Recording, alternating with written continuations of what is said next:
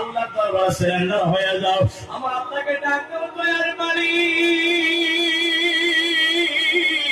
আসমানের নিচে জমিনের উপরে আমার মতন পাপী বান্দা আর জগতে নাই, আমার মতন গুনাহগার বান্দা আর জগতে নাই। আল্লাহ আমার গুনার কথা বাবা জানলে মা জানলে আমাকে বাড়ি থেকে তারা দিত। আল্লাহ আমার পাপের কথা গ্রামবাসীরা জানলে আমাকে গ্রাম থেকে তারা দিত। আমাদের মালিক আমার পাপের কথা সন্তানরা জানলে সন্তান আমাকে বাবা বলে ডাকতো না। আল্লাহ তুমি আল্লাহ জানার পর আমার পর্দাকে ফাঁস করো নাই, আমার জন্য খানা পিনা বন্ধ করো নাই, আমার জন্য পানি বন্ধ করো নাই, আমার জন্য হাওয়া বন্ধ করো নাই, আমার জন্য সাতমাত্র এসিয়ার বন্ধ করো নাই। আল্লাহ তুমি আমার জীবনের গুনাহ খাতাগুলো ক্ষমা করে দাও। আমার ভাইয়ের বন্ধুরা মহান আল্লাহ ডাকতে বলে, বান্দা তোমার গুনাহ আমি আল্লাহ ক্ষমা করতে পারি, একটা শর্ত আমি আল্লাহর দরবারে দাও। ও বান্দা একটা শর্ত আমি আল্লাহর দরবারে দাও। আল্লাহ আবার শর্ত তোমার দরবারে কি দিব? মহান আল্লাহ বলে দেয়া আইয়ুহাল্লাযীনা আমানু তুবু ইলাল্লাহি তাওবাতান নাসুহা। আল্লাহর দরবারে তওবা করো। কি শর্ত তুমি আল্লাহর কাছে দিবা? বান্দা হাতের দ্বারা পায়ের দ্বারা মুখের দ্বারা চোখের দ্বারা তুমি যেই পাপের কাজ করেছো তুমি এরকম শর্ত আমি আল্লাহর দরবারে দাও। সে হাতের দ্বারা পায়ের দ্বারাই তোমার সেই গুনাহগুলো করা যেন কখনো আর সম্ভব না হয়। বান্দা ওই সমস্ত খারাপ কাজ থেকে আমি আল্লাহর দরবারে ফিরে আসো। বান্দা এই খারাপ কাজগুলো তুমি ছেড়ে দিবা, আর ওই খারাপ কাজ থেকে তোমার পাও যেন কোনোদিন না ওঠে। আমি আল্লাহ তোমার কথা দিয়ে দিলাম, তোমার চোখের পানি গাল বরাবর আইতে আইতে আমি আল্লাহ জীবনের গুনাহগুলো তোমার ক্ষমা করে দিব। রাসূলুল্লাহ বলে যায় আল্লাহ মিনাজ যামবি কামাল্লা যামবালা। বান্দা গুনাহগার বান্দা গুনাহ থেকে তওবা করনেওয়ালা এমন ভাবে হয়ে যায় মনে হয় বান্দার জীবনে কোন রকমের গুনাহ ছিল না। যদি কি পড়া যাবে না সুবহানাল্লাহ। আমার ভাইরা বন্ধুরা রমজান আসার আগে আগে আমাদের জিন্দেগির ভিতর থেকে সমস্ত গুনাহ খাতা ক্ষমা করার প্রয়োজন আছে না নাই? প্রয়োজন আছে রে ভাই। মহান আল্লাহ তাআলার দরবারে সত্য দিলে তওবার নিয়তে যদি খাঁটি নিয়ত থাকে রে ভাই, দুইটা আমার আল্লাহরে দেখাইয়া দাও, দুইটা হাত আল্লাহরে দেখাইয়া দাও, দুইটা হাত উঠা দাও, দুইটা হাত উঠা দাও, আল্লাহর দরবারে দোয়া করি। আল্লাহ রমজান আসার আগে আগে আমরা সমস্ত পাপী বান্দা গুনাহগার বান্দা আমাদের মালিক তোমার দরবারে তওবা করি। আল্লাহ তুমি আমাদের জীবনের গুনাহগুলো ক্ষমা করে দাও। রমজান আমাদের শান্তি হিসাবে পার করার তৌফিক দান করো। জোরে বলেন আমিন। গফুরুর রহিম নাম তোমার আল্লাহ, ও আল্লাহ আল্লাহ। গফুরুর রহিম নাম তোমার আল্লাহ, ও আল্লাহ আল্লাহ। গফুরুর রহিম নাম তোমার আল্লাহ, ও আল্লাহ আল্লাহ।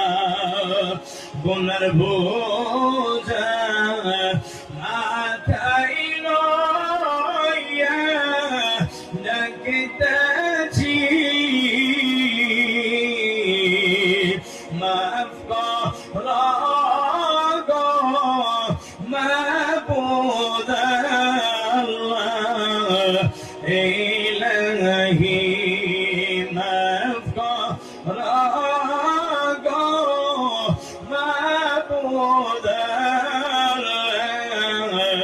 ইলাহি তওবা করে আবার তওবা ভাঙ্গিলাম অবশেষে খাঁটি তওবা করিলাম। সূরা বলেন আমিন। আরো চিল্লা বলেন আমিন।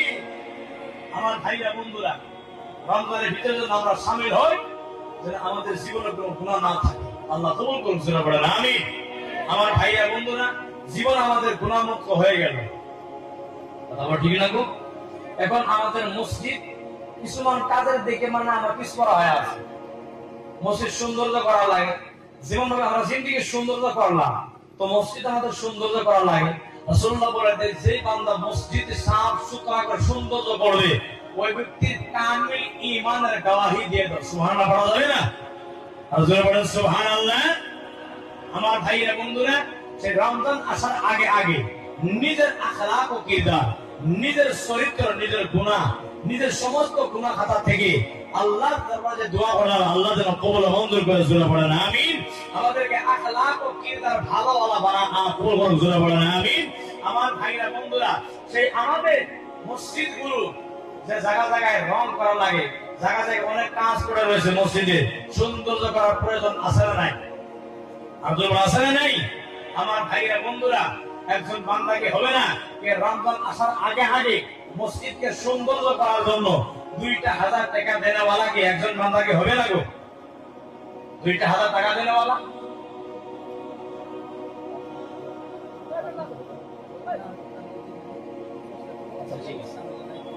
আচ্ছা 2,000 কমিটির যারা লোক আছেন, আপনারা ডেকখানায় যান, কারণ ওই জায়গার ভিতরে অনেক কাজ আছে। আপনারা ওই জায়গাতে রেডি করেন, সময় বেশি নাই, অল্প সময়ের ভিতরে শেষ করে দিব আমি। 2,000 টাকা দেনেওয়ালা মসজিদকে, রমজান আসতে আছে, তারাবি হবে, শবে কদর আসতে আছে সামনে, লাইলাতুল কদর যাকে বলা হয় আসতে আছে। যে শবে কদর, লাইলাতুল কদর 1000 মাস থেকে উত্তম রাত। সুবহানাল্লাহ বলা যাবে না? তো ভাই, সেই মাস, সেই রাত আসার আগে আগে মসজিদগুলো আমরা সৌন্দর্য করে নেই, মসজিদে ইবাদত করব, বন্দেগী করব, মনের ভিতরে তৃপ্তি পেয়ে যাবে। কেননা রাসূলুল্লাহ বলেন, আহাব্বুল বিলাদি ইলাল্লাহি তাআলা মাসাজিদুহা ওয়া আবগাদুল বিলাদি ইলাল্লাহি তাআলা আসওয়াকুহা। সমস্ত জায়গার ভিতরে আল্লাহর কাছে পছন্দনীয় জায়গা মসজিদগুলো। সুবহানাল্লাহ বলা যাবে না? আর সমস্ত জায়গার ভিতরে অপছন্দনীয় জায়গাগুলো বাজারগুলো। তো ভাই, আল্লাহর কাছে যে জায়গাটা পছন্দনীয়, আল্লাহর মসজিদগুলো, সেই মসজিদগুলো আমরা সৌন্দর্য করি, আমরা রং সং করে একটু আমরা মসজিদগুলো কালার চেঞ্জ করে দেই। কেননা রমজান আসতে আছে, রমজানের আগে আগে যদি মসজিদগুলো আমরা কালারিং করি, ভালো হবে না খারাপ হবে গো? ভালো হবে না? তো একজন বান্দা কি হবে না মাহফিল থেকে 2,000 টাকা দেনেওয়ালা? 5,000 10,000 আমি চাই নাই বাবা, 2,000 টাকা চেয়েছি একজন বান্দা মসজিদের জন্য। ও ভাই, কার জন্য মা দুনিয়ার জগতে নাই, কার জন্য বাবা দুনিয়ার জগতে নাই, কার জন্য দাদা দাদি দুনিয়ার জগতে নাই, কার ছেলে সন্তান দুনিয়ার জগতে নাই, কার ভাই বহন দুনিয়ার জগতে নাই, কার বংশ থেকে জেঠা জেঠি দুনিয়া থেকে চলে গিয়েছে কবরে। একজন বান্দাকে এমন হবে না যে 2,000 টাকা মসজিদ সৌন্দর্য করার জন্য একজন আল্লাহর মাকবুল বান্দা কে আছে 2,000 টাকা দেনেওয়ালা?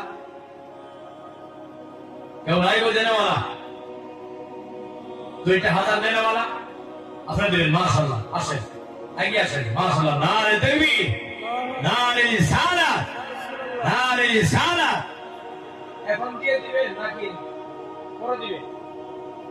কি নাম ছিলেন না? 10,000 টাকাটা রোজার আগে ক্লিয়ার করে কামটা আপনি নিজেই করুন, সাথে থাকে, ঠিক আছে? মাশাআল্লাহ, মাশাআল্লাহ। আল্লাহ